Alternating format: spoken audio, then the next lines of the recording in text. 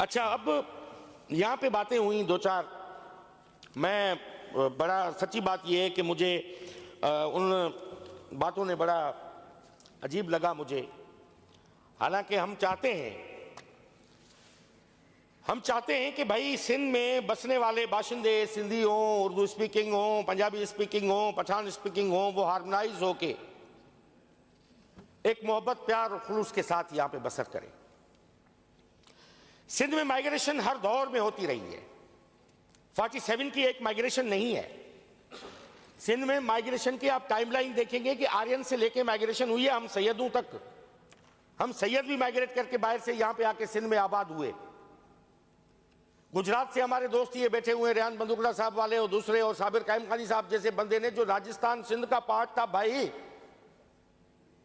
तुम कहां से खुद को कह रहे हो कि भाई मैं माइग्रेट करके यहां पे आया हूं? मेरे थर के इलाके में 50% पॉपुलेशन उस तरफ बसती है, इस तरफ बैठी हुई है। लोग आए गए, बाद में ये 47 में जो है वो लाइन ड्रा हुई।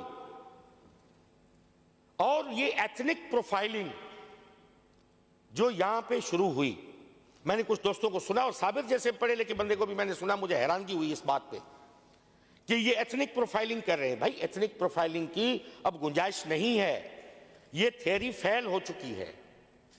अगर पॉलिटिकल पोलराइजेशन है आपके विद इन रैंक्स तो उसको डिफरेंटली आप हैंडल करें, मगर उनको सेटल करने के चक्कर में आप पूरे के पूरे 6 करोड़ लोगों की आबादी को आप आग न लगाएं। हम चाहते हैं कि आप जो है वो ये कहें कि भाई ठीक है, तशख़्ख़ुस है आपका, हम तो उस पर एतराज़ नहीं करते। मेरे आबा अजदाद जो थे, मेरे बड़े थे, वो अरबी बोलते थे।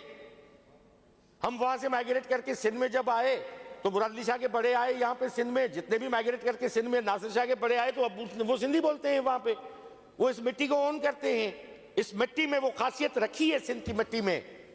तीन जनरेशंस में जो केपी से और अफगानिस्तान से माइग्रेशन सिंध में हुई, वो सिंधी हो गए। आगा सिराज दुरानी साहब उसकी सबसे बड़ी मिसाल बैठे हुए हैं।